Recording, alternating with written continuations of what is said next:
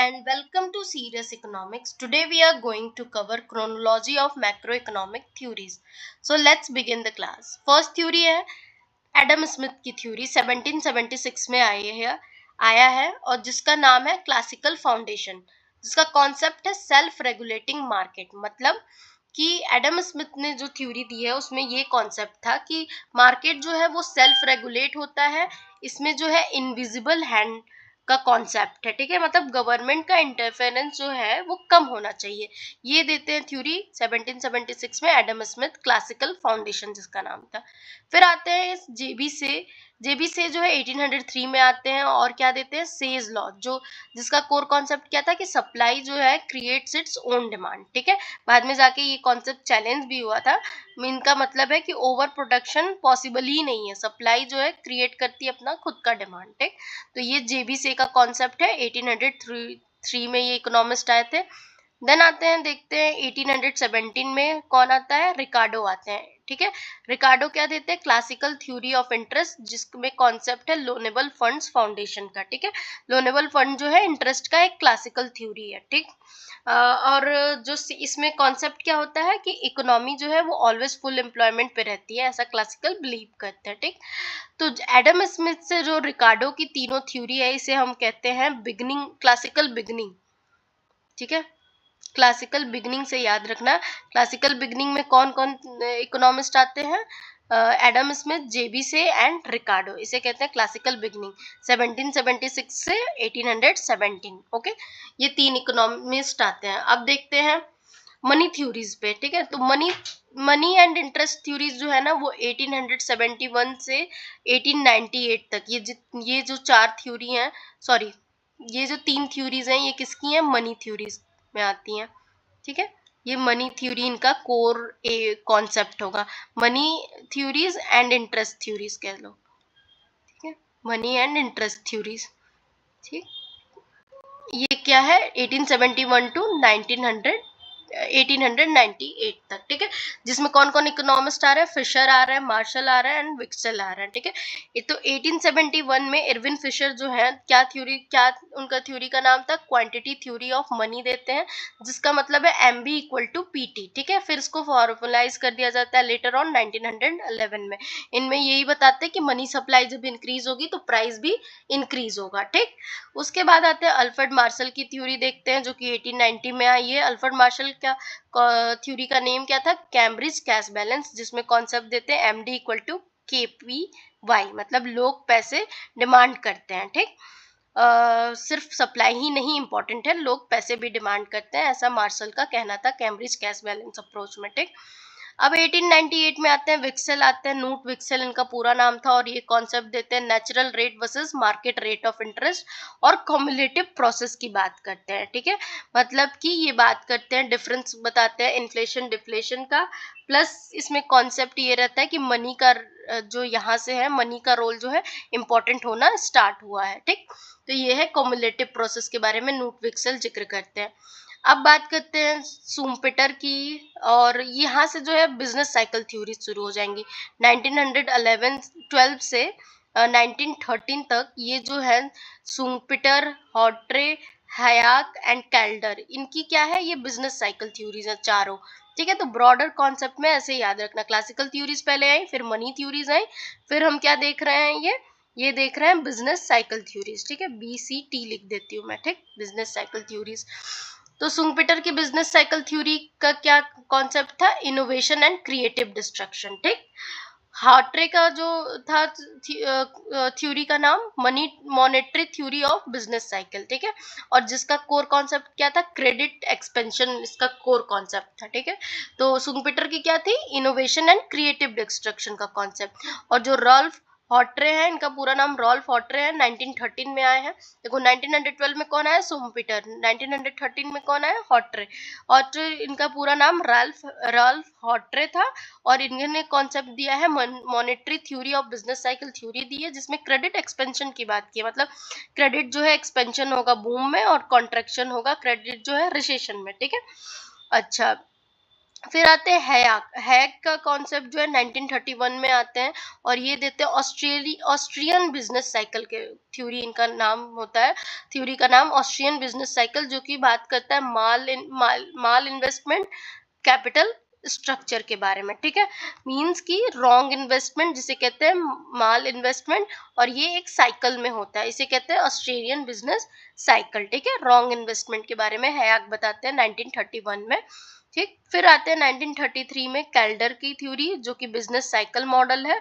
ठीक है, या कंफ्यूज मत होना, शूम्पेटर की क्या है, बिजनेस साइकिल थ्योरी है, कैल्डर की क्या है, बिजनेस साइकिल मॉडल है। थ्योरी और मॉडल में डिफरेंस है, जो कि क्या बताती है, कैल्डर की सेविंग एंड इन्वेस्टमेंट जो है क्या है, वो नॉन लीनियर है, ये इनका कोर कॉन्सेप्ट होता है। ठीक है, मतलब फ्लक्चुएशन है सेविंग एंड इन्वेस्टमेंट में, इस इकोनॉमी जो है स्टेबल नहीं है, साइकिल आते रहते हैं, ये कॉन्सेप्ट था कैल्डर का। तो अब तक क्या क्या हमने देखा, हमने देखा क्लासिकल की बिगनिंग देखी, कब तक क्लासिकल की बिगनिंग है, 1776 से 1803 तक क्लासिकल की बिगनिंग है, जिसमें कौन कौन से इकोनॉमिक्स है, एडम स्मिथ, जेवी से एंड रिकार्डो, एजेआर। ठीक, उसके बाद हमने क्या देखा, 1871 से कब तक, सॉरी 1871 से कब तक, जो है 1898 तक। ठीक है, 1898 तक हमने कौन सी थ्योरी देखी, मनी थ्योरीज देखी। ठीक है, मनी थ्योरीज में कौन कौन से इकोनॉमिस्ट आ रहा है,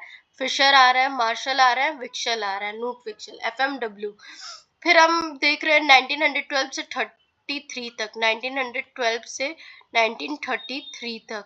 ठीक है, कौन कौन से इकोनॉमिस्ट आ रहे हैं, सूम्पिटर, हॉट्रे एंड हयाक एंड कैल्डर। ठीक है, एस एच स्क्वायर के। ठीक, तो ये जो है ये मॉडल्स आ रहे हैं, और ये किससे रिलेटेड है, ये बिजनेस साइकिल थ्योरी से रिलेटेड है। ठीक है, अब बात करते हैं 1936 पे आ जाते हैं, जिसे हम कहते हैं कीन्सियन रिवोल्यूशन। यहाँ से शुरू होता है कीन्सियन रिवोल्यूशन, 1936 का पीरियड बहुत इंपॉर्टेंट है इकोनॉमिक्स के लिए। ठीक है, कीन्सियन रिवोल्यूशन 1936 में आता है, और वो अपनी थ्योरी देते हैं, जनरल थ्योरी, जो कि डिस्कस करता है इफेक्टिव डिमांड को, मल्टीप्लायर को एंड लिक्विडिटी प्रेफरेंस को। ठीक है, ये जो थ्योरी है क्लासिकल थ्योरी को, जॉन मेनियार्ड केन्स की जो 1936 की थ्योरी है, ये क्लासिकल थ्योरी को चैलेंज करते हैं और इफेक्टिव डिमांड को इम्पोर्टेंट बताते हैं, अनएम्प्लॉयमेंट को बोलते हैं वो पॉसिबल है। ठीक है, और कॉन्सेप्ट कैसे क्या क्या देते हैं, मल्टीप्लायर एंड लिक्विडिटी प्रेफरेंस का।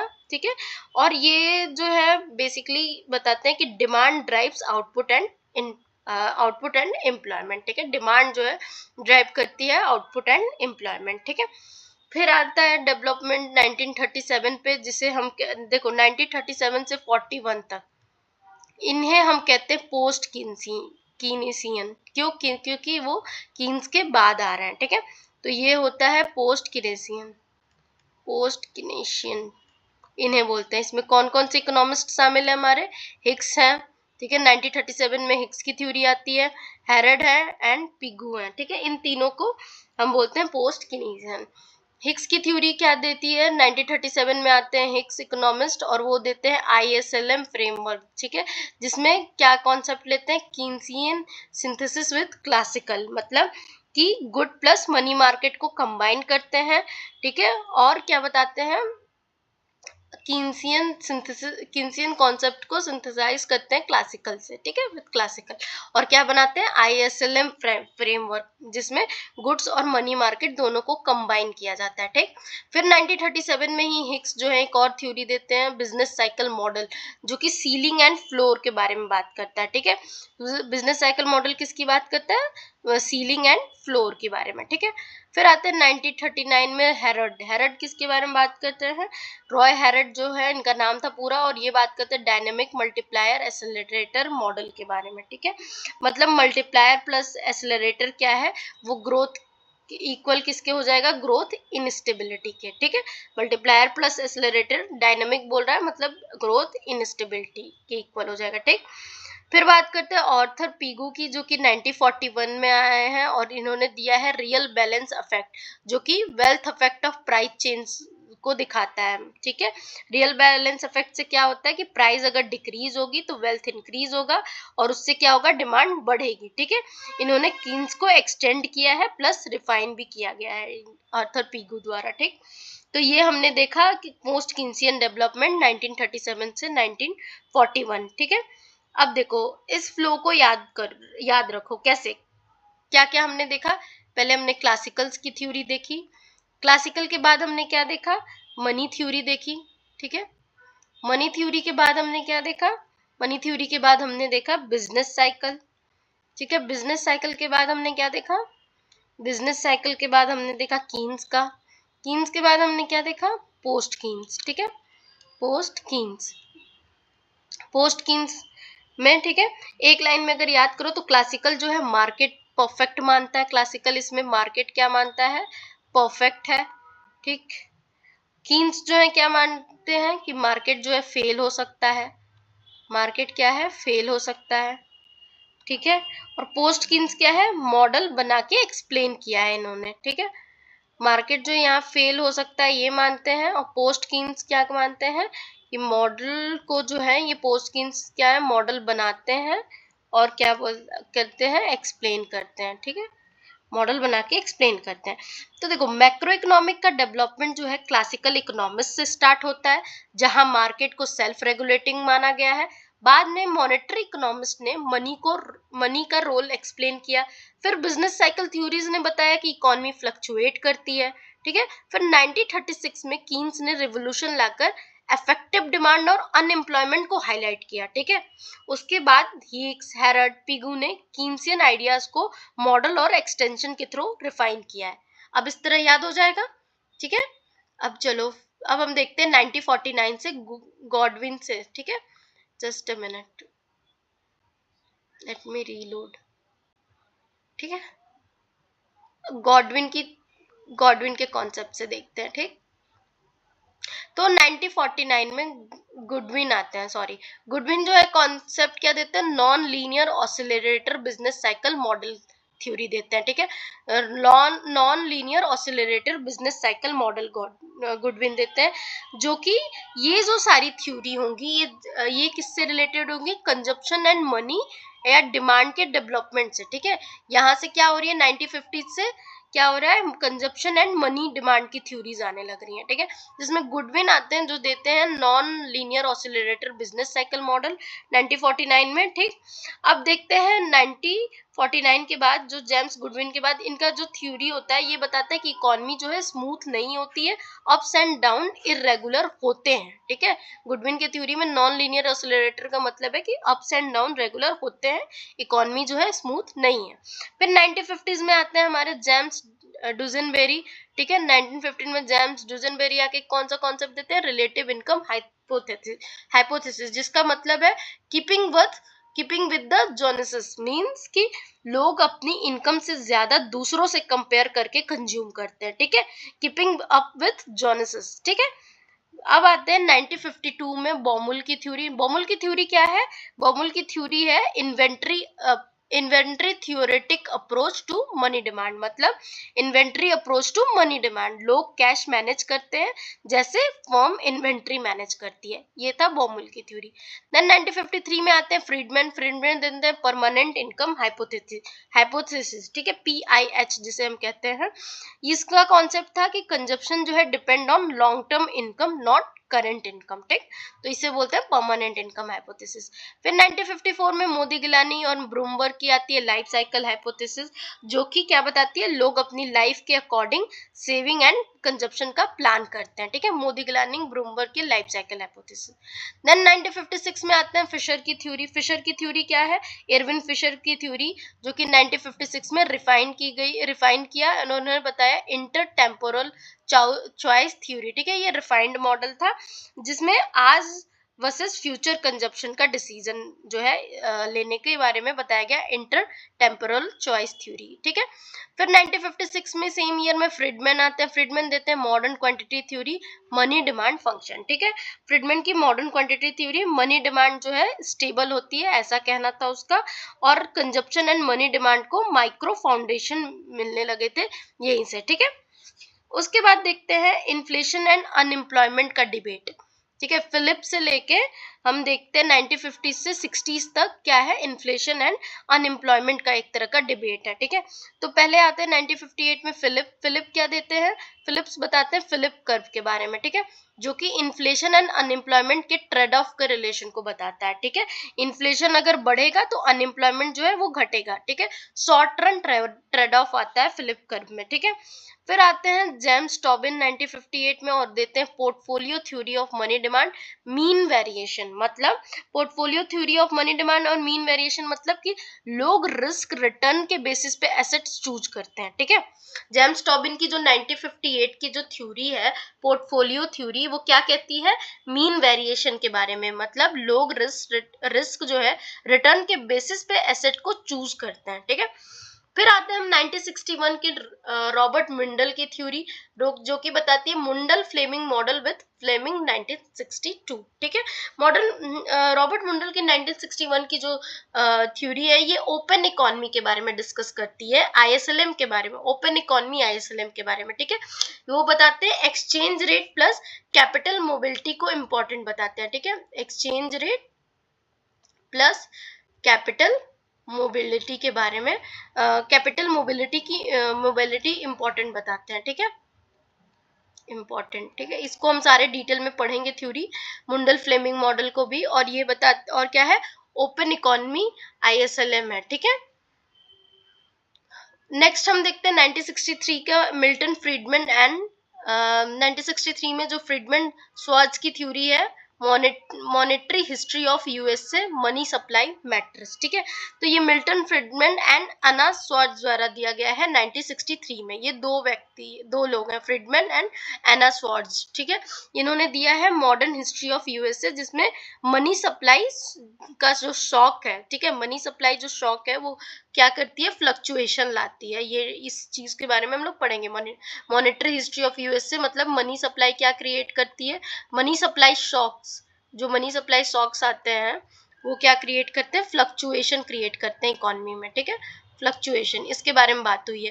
देन 1968 में आते हैं फ्रीडमैन, 1968 में फ्रीडमैन क्या देते हैं, एक्सपेक्टेशन ऑगमेंटेड फिलिप कर्व, ठीक है, जिसे नेचुरल रेट हाइपोथेसिस भी कहते हैं। Expectation augmented Phillip curve natural rate hypothesis भी कहते हैं फ्रीडमैन द्वारा 1968 में, जिसका मतलब है कि लॉन्ग रन में ट्रेड ऑफ जो है वो डिसअपेयर हो जाएगा, ठीक है।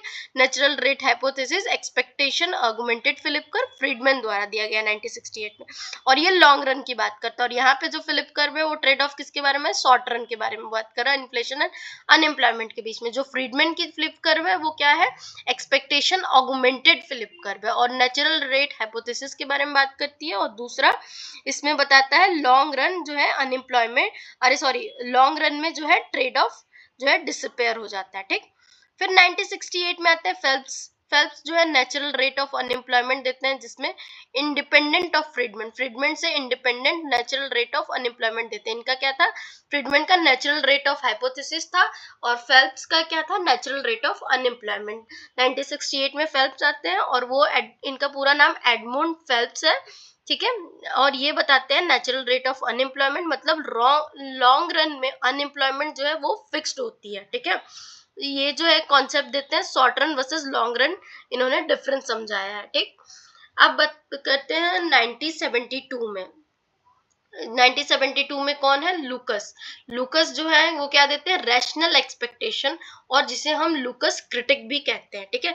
रॉबर्ट लूकस जो है 1972 में आते हैं और वो बताते हैं रैशनल एक्सपेक्टेशन के बारे में। मतलब लोग जो है फ्यूचर पॉलिसीज को एंटिसिपेट कर लेते हैं, ठीक है।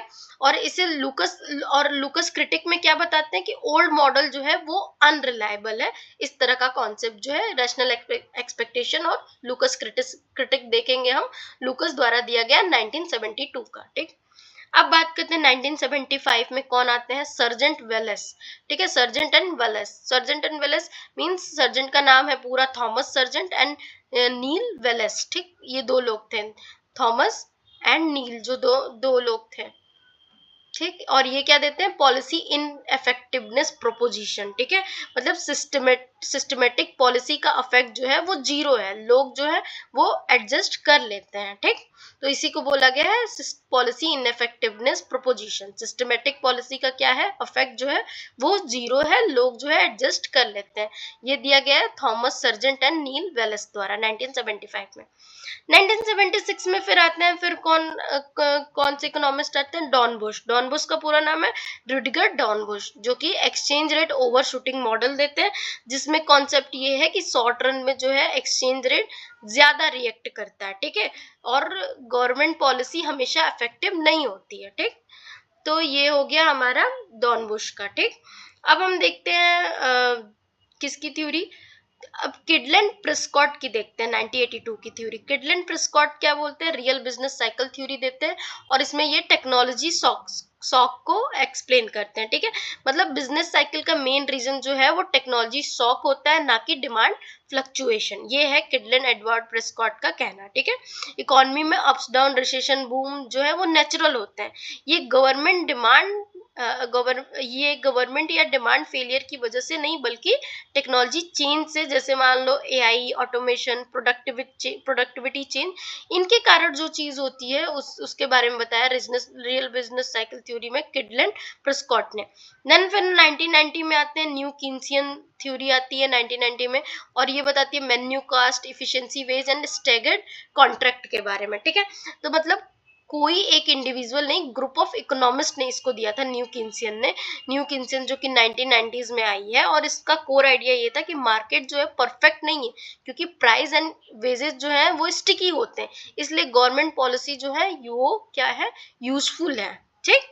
प्राइस एंड वेजेस जो है स्टिकी होते हैं, इसलिए जो गवर्नमेंट पॉलिसी जो है यूजफुल है, मार्केट को ये परफेक्ट नहीं मानता है, ये जो न्यू किन्सियंस में जितने भी इकोनॉमिस्ट आए थे, ठीक है। और कीन्स का आइडिया क्या था, मॉडर्न माइक्रो इकोनॉमिक्स को कीन्स का ये क्या करते हैं ना कि प्लस कर लेते हैं किस चीज को, कीन्स के आइडिया को और मॉडर्न इकोनॉमिक्स को कंबाइन करके ये बताते हैं और प्रॉब्लम आइडेंटिफाई करते हैं कि प्राइस जो है तुरंत एडजस्ट नहीं होती है, ठीक है। इस तरह का कॉन्सेप्ट जो हम इसमें देखेंगे न्यू कीन्सियन में, ठीक है। तो अब हो गई हमारी क्रोनोलॉजी तैयार। तो बेसिकली हमने अब तक जहां तक पढ़ा था, उसके बाद हम पोस्ट कीन्सियन से एक बार डिस्कस करते हैं। तो देखो, पोस्ट कीन्सियन पीरियड में मैक्रो इकोनॉमिक्स ने माइक्रो फाउंडेशन डेवलपमेंट किया, ठीक है, जिसमें consumption theory like permanent income life cycle आया, ठीक है। पोस्ट कीन्सियन पीरियड में जो मैक्रो इकोनॉमिक ने माइक्रो फाउंडेशंस डेवलप किए through consumption theory like permanent income and life cycle, ठीक है। देन 1958 के बाद फिलिप कर्व ने इन्फ्लेशन एंड अनएम्प्लॉयमेंट का ट्रेड ऑफ को हाईलाइट किया, लेकिन फ्रिडमैन और फ्लेप्स ने इसे चैलेंज करके नेचुरल रेट हाइपोथेसिस दिया, ठीक है। देन 1970s में क्या हुआ, लुकस ने अपनी रैशनल एक्सपेक्टेशन इंट्रोड्यूस किया, जिससे पॉलिसी इफेक्टिवनेस पे क्वेश्चन उठ गया, और डॉनबुश ने ओपन इकोनॉमी डायनेमिक को एक्सप्लेन किया, ठीक है। यहाँ तक आप मतलब समझ आ गया होगा, ठीक है। अब उसके बाद जो किडलैंड एंड प्रिस्कॉट का आरबीसी और न्यू कीन्सियन दोनों मॉडर्न मैक्रो के सबसे इंपॉर्टेंट स्कूल्स हैं, ठीक है, और ये जो एग्जाम में पूछे भी जाते हैं, इनको इसका भी सीक्वेंस हमने देखा था, ठीक है।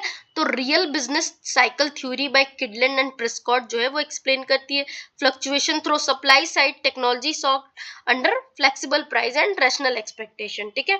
और उसके कंट्रास्ट में जो न्यू कीन्सियन इनकॉर्पोरेट जो हुई है, वो माइक्रो फाउंडेशन क्या है, मतलब जो न्यू कीन्सियंस है इनकॉर्पोरेट करते हैं माइक्रो फाउंडेशंस, बट इम्फेसिस किस पे करते हैं, प्राइस एंड वेज रिजिडिटी पे, लाइक मेन्यू कॉस्ट हुआ या स्टेगर्ड कॉन्ट्रैक्ट्स हुआ, जो कि जस्टिफाई करते हैं active monetary and fiscal policy to stabilise the economy, ठीक है। तो ये जो है ये पूरा कॉन्सेप्ट था हमारे मतलब क्या कहते हैं क्रोनोलॉजी का। अगर इसको अच्छे से याद करना है तो उसको इस तरह से याद कर सकते हो कि पहले हमने जो देखा था एक लाइन में कि कैसे कैसे ये सारे कॉन्सेप्ट्स आते हैं, उसी तरह से आप इसको ब्रॉड लेवल पे डिवाइड कर सकते हो जहां तक हमने देखा था। उसके बाद तो देखो, उसके बाद हमने ये कंजप्शन थ्योरीज देखी, ठीक है, कंजप्शन थ्योरीज, ठीक है, consumption theories and money demand. फिर उसके बाद हम फिलिप कर्व्स के बारे में देखा, ठीक है, फिलिप्स कर्व के बारे में, ठीक है। फिर मॉनेटरिज्म आया, एंड देन क्या आया, रैशनल एक्सपेक्टेशन, ठीक है, रैशनल एक्सपेक्टेशन। इस तरह का सीक्वेंस करके आप याद कर सकते हो कि कौन कौन सी थ्योरीज आई होंगी किस किस के अंदर, ठीक है। तो ये हमारा 1960s तक तो रैशनल एक्सपेक्टेशन तक तो इस तरह से ब्रॉड में डिवाइड करके कवर कर सकते हैं, ठीक है। नेक्स्ट अगर हम और भी इसको सिंप्लीफाई करें, अगर टोटल ही हमें देखना हुआ कि कैसे कैसे आया, तो आई थिंक बेसिकली बस लूकस के बाद, रैशनल एक्सपेक्टेशन के बाद तो पॉलिसी इनइफेक्टिवनेस है, एक्सचेंज रेट ओवरशूटिंग है, रियल बिजनेस साइकिल थ्योरी है, मेन्यू कास्ट। इसको अलग अलग भी हम याद कर सकते हैं बिना कैटेगराइज किए, क्योंकि न्यू कीनसियन तो एक अलग ही कैटेगरी ही है, ठीक है। So thank you for that's it